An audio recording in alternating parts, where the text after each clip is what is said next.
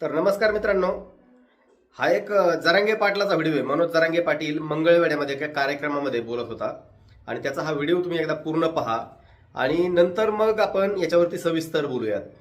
नाही तर मग घोड्यात लावतो त्याला. नाही दिले दुश्मनी झाले हो मला. मी असं तुमच्यासाठी तुमच्या लेकरा बाळासाठी बोलतो म्हणून मला दुश्मनी झाले. हे मला वैरी समजायला लागले आणि माझ्या घातपाताच्या सुपाऱ्या द्यायला लागल्या. का तर मी मराठ्यांना मोठं करायला लागलो, मराठ्यांचे पोरं मोठे करायला लागलो म्हणून हे माझ्या सुपाऱ्या द्यायला लागले. आपलेच काही जवळचे लोक फोडायला लागले आणि त्यांच्या तोंडून काही पण ओढून घेतात. जे खोटं आहे तेच खरं बोला रे. आपली शहाणपणाची पैदाशी आहे, खरं बोलायचं शिका. एखाद्या भंगार जातीला, रक्ताने हात माखलेल्या जातीला खुश करायसाठी स्वतःच्या जातीला बदनाम करू नका, हराम करो. एखाद्या भंगार जातीला, रक्ताने हात माखलेल्या जातीला खुश करायसाठी स्वतःच्या जातीला बदनाम करू नका, हराम करो. शेवटी जात जात असती, ते कामाला नाही येणार. जातच कामाला येईल. वेळ आल्या, वेळ आली ना, संकट आलं तर धावून दांडकं घेऊन जातच येऊ शकते. दुसरे मजा बघू शकतात आपला. तर चला, तुम्ही मित्रांनो व्हिडिओ हा पाहिलेला आहे. तर मी युवराज खरमाटे आणि जरांगे पाटलाचा हा मंगळवेढ्यामधला व्हिडिओ आहे. मनोज जरांगे पाटील आणि अमोल खुने त्यांच्या संदर्भात जे काही दोघांचं चाललेलं आहे सध्या, अमोल खुनेंना आता 3 महिने जेलमध्ये जावं लागलं. काही आरोप मनोज जरांगे यांनी केले होते त्यांच्यावरती की माझ्या हत्येचा कट रचला वगैरे वगैरे.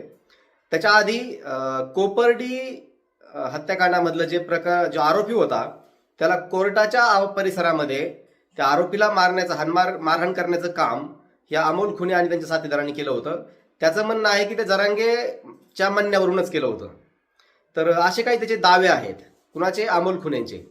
अमोल खुने त्याला काही प्रश्न विचारतोय की 500 रुपये रोजाने जाणारा व्यक्ती मागच्या 2 वर्षापूर्वी, म्हणजे जरांगेचा मेवणा, 500 रुपये रोजानी हा लोकेशनवरती, म्हणजे ज्या ठिकाणमधून वाळू उपसा केला जातो, अवैध वाळू उपसा चालू आहे त्या ठिकाणी शहागडच्या परिसरामध्ये, त्या ठिकाणी हा कामगार म्हणून काम करायचा 500 रुपये रोजानी. 2 वर्षामध्ये याच्याकडे 5-7 हायवा, डंपर मोठे मोठे, पोकलेंड, आयफोन, बंगले, पाटलाच्या बायकोकडे आयफोन, हे सगळं 2-2 लाखाचे फोन किंवा हे सगळं 2 वर्षात आलं कुठून, हा खुनेचा प्रश्न आहे. मला काय वाटतं माहिती आहे का, या प्रश्नाला उत्तरं देण्याऐवजी मनोज जरांगे दुसऱ्या समाजाला याच्यामध्ये या त्यांच्या दोघांच्या वादामध्ये वळून याच्यावरती पडदा टाकण्यासाठी, लोकांची सहानुभूती मिळवण्यासाठी हे बोलतोय. स्टंटबाजी का करतोय, मला त्याच्यावरती बोलायचंय.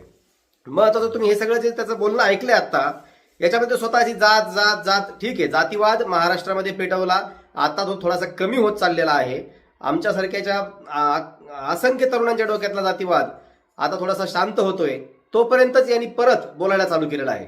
मला खटकलंय काय मित्रांनो, आतापर्यंत दुसऱ्या जातीला शिवाय देऊन बोलणं, धनगराच्या आईच्या लाकडं घालणे, वंजाऱ्याचं संपून टाकणे, इकून धाराशिव, तिकून परभणी, इकून जालना, आम्ही सगळे घुसून हायतच कितीक, वड्याखोड्याची पैदास, उसातली पैदास, घोडे लावायची भाषा. मला वाटतं सरकारचा हा जावाई आहे का?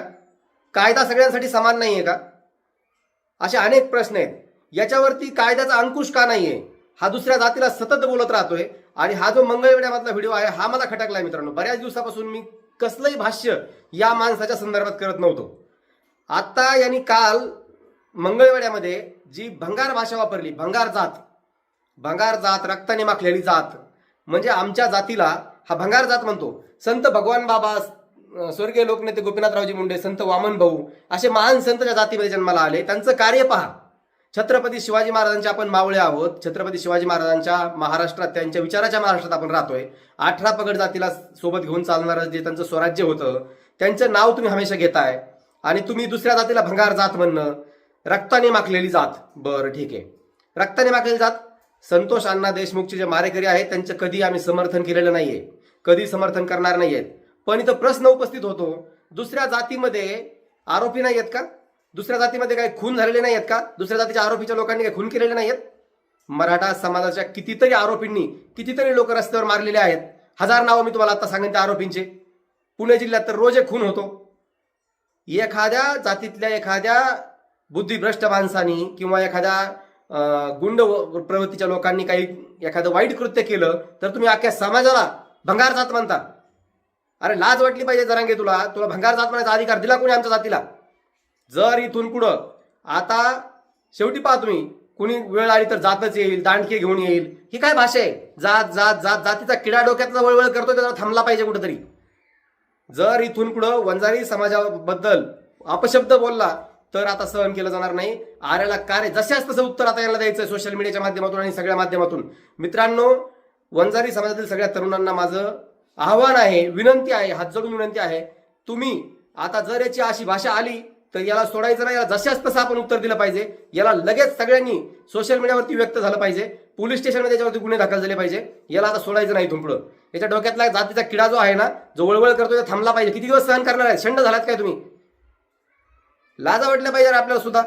आपण की या शिवाय देतो, संत भगवान बाबावरती बोललेलं सहन केलं, नामदेव शास्त्रींवरती बोललेलं सहन केलं, भगवान गडावरती बोललेलं सहन केलं, मुंडे साहेबांवरती बोललेलं सहन केलं, आपल्या समाजातल्या नेत्यांवरती, महिला नेत्यांवरती वाईट वाचाळ बोललेलं सहन केलं. किती दिवस सहन करायचं? वंजारी समाजातली जात भंगार जाते. हात जोडून सगळ्यांना विनंती आहे, याचा आता इथून पुढे सहन करायचं नाही. आणि जरांगेला माझा कडक इशारा आहे, आता इथून पुढे तुझं सहन केलं जाणार नाही. बोलताना आता विचार करून बोलायचं. धन्यवाद.